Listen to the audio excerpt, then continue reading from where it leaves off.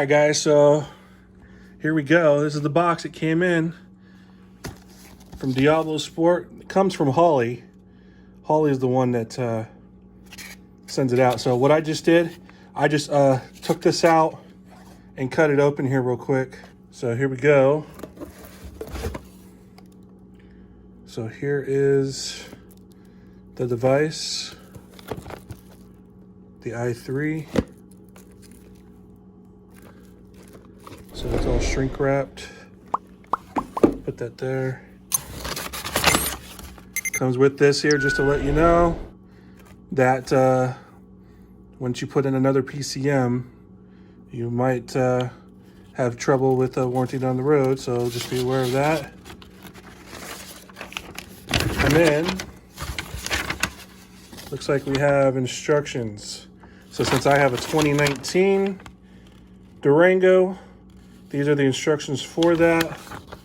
It says install the provided security bypass module and then following the instructions. So here's the PCM. Made in USA. All right, we'll put that over there. Here's the box.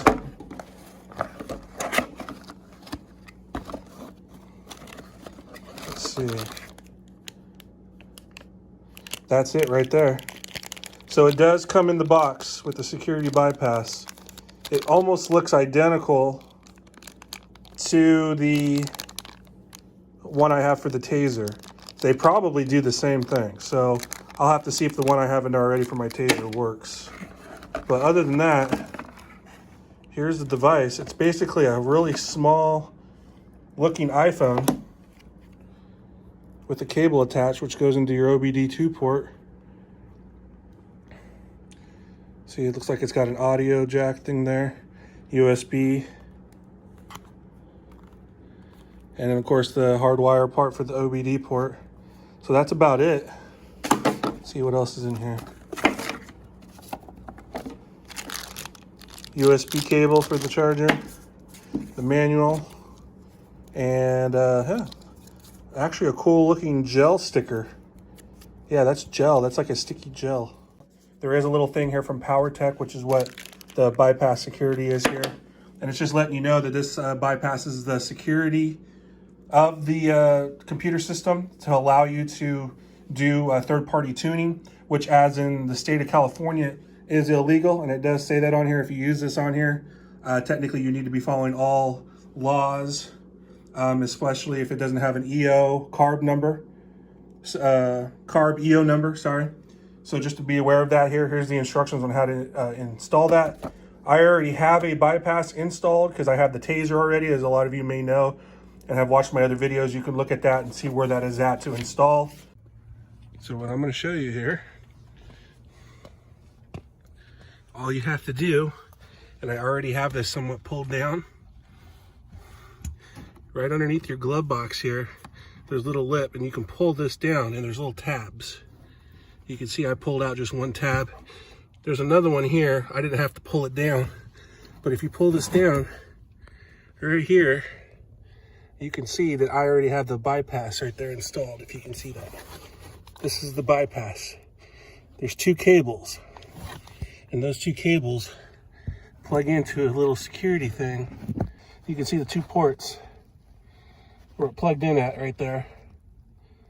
That's where the two cables came out. I unplugged it and literally plugged it right into my little bypass. I can tuck this up. I'm gonna leave it down for just now, but I can put that in there, tuck that away, and that's it. So once I plugged it into the computer here with the USB cable on top, it started up right away, started loading, and now my computer, as you guys kind of heard the background there, it's detecting the device and installing all that stuff. So I just thought I'd go ahead and show you here that it is asking. It just says, hey, it's letting you know this is designed to do that, and never use it while in operation. So we're gonna go ahead and hit yes on that. And then from there we go. I did get the computer software downloaded here, and as you can see, it is doing some updates right now. So from what I can tell, the best thing to do is instead of actually trying to connect to the Wi-Fi on the device here, just go ahead and hook it up to your PC or your Mac. The Diablo website does have both Mac and Windows compatible software.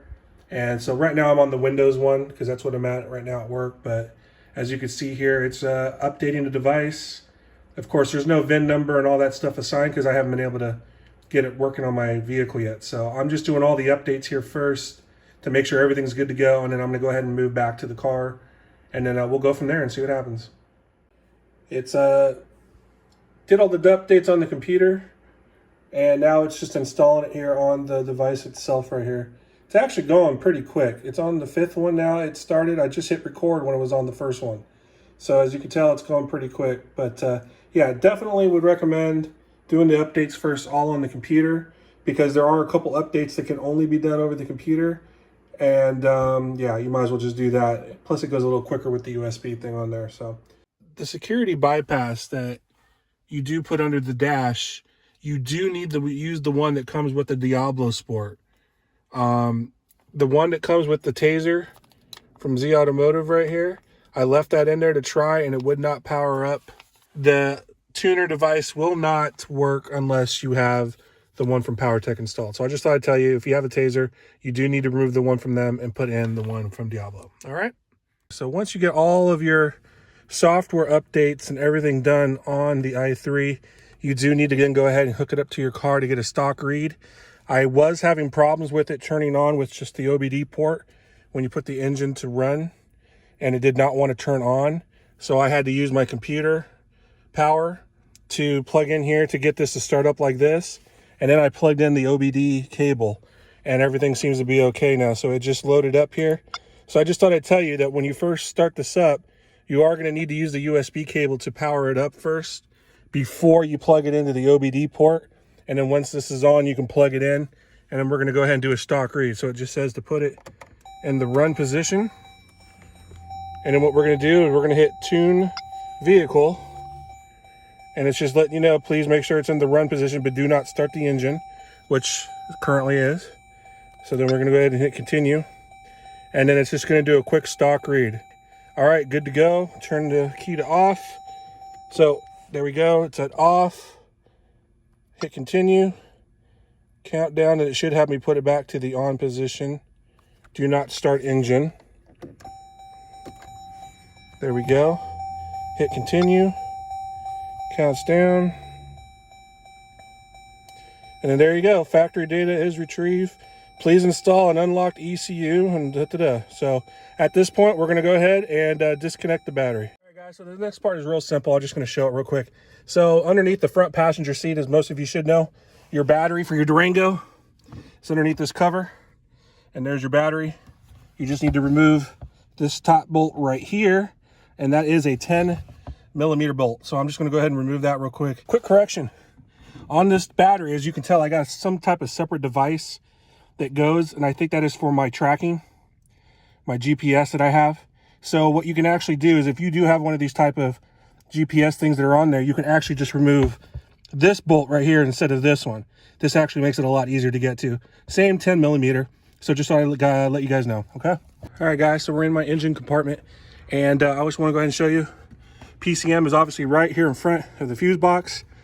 This does have a weather guard because I do have the vents, and those just pop right off. There's just 2 clips. I left one of them on here just so you can kind of see how it looks, and the other one on here. So it just snaps in and up.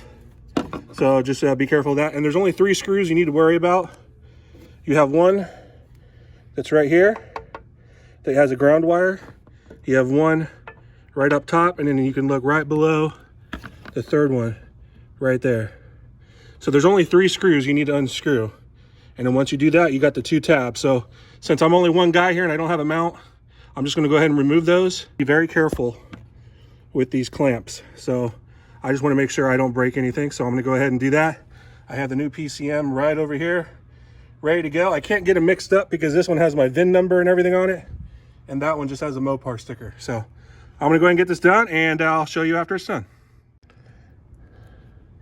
All right, guys, here we are about a while later since I just did that last clip. I finally got the PCM out, and I gotta let you guys know it is actually a little bit difficult.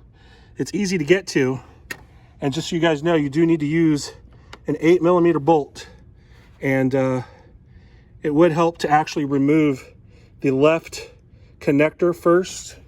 This is the right one. It would be best to remove the left one first, so that way you can get to the screw that's down here, unless you got a nice ratchet set to go there. But other than that, you guys got to be real careful with these tabs, because they are light plastic, and what they do is they have little teeth in them, as you can see right here, and they push a little plastic thing up and down that goes over these little dots, or not dots, but these little stud things. So this is not exactly good plastic. It'll pop out the bottom here quite a bit, which this one already has. I'll fix that in a second. But just make sure you don't break this, because you need it. But worst case scenario is once you get this thing down a little bit, you can take a little plier, like what I got right here, that's flat, that doesn't cut, and you can grab the end of that and pull that down the rest of the way if you get that enough. So anyway, I got it. I'm gonna go ahead, put the new PCM in with the connectors, and better bolt it back up, and we'll go from there. Well, putting in the new PCM was a lot quicker than taking that old one out. So I just thought I'd show you guys. Here's the new one, all in there. So you can see here's my old one that had my VIN number and all that stuff. So new one is in, secured, buttoned in place and tightened. Ground cable is back in and all good. So all I'm gonna do is pop this rain guard back on, and I'm gonna go hook up the battery, and then we'll go from there. But other than that, boys, she is in and good to go. See how quick that went in? Boom. Rain shield in. All right, guys, so I've got the battery back on. As you can tell, my lights are on, radio. And what I did is I followed the instructions here, which did say to, once you connect the battery, hook the tuner back up. And as you can see, I only have the cable hooked up to the car with no thing on there, and it's on. So I'm currently going through a backup tune and whatnot. So now it says, please turn ignition off, do not start the vehicle. So turn off, continue, countdown. Now turn it to on, do not start engine, continue.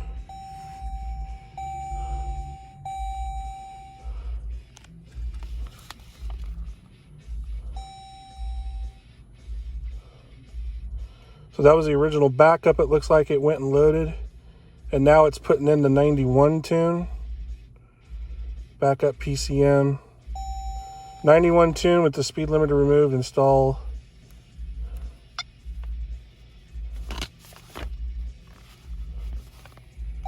Apply selected tune. Return. There are other options you can do on here, but for the meantime, I just want to get the motor going. I can mess with the tune stuff later. And also, too, one of the effects of putting a new PCM in is that it does tell you here that once you first install this unlock PCM, the cluster will illuminate with the red security light, and a lot of your other things like traction control, ABS, and all that will come up with errors here and there. So I do have those errors coming up as the PCM is getting updated here. So anyway, I just thought I'd show you guys here. I'm gonna go ahead and finish this up, and then I'll let you know from there what happens. All right, guys, so it has finished loading that tune that I was just showing you here. So I went ahead and just unplugged it just so you guys can kind of see, and I turned the car off. So what we're gonna go ahead and do is do a first startup, and let's see how it sounds here. Everything should hopefully work here. Here we go.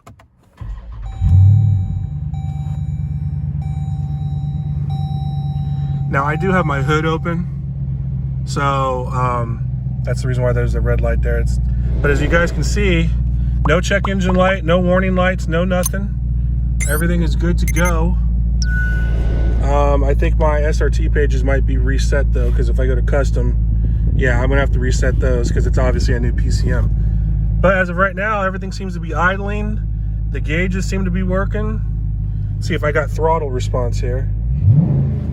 Yep, so it's working. I got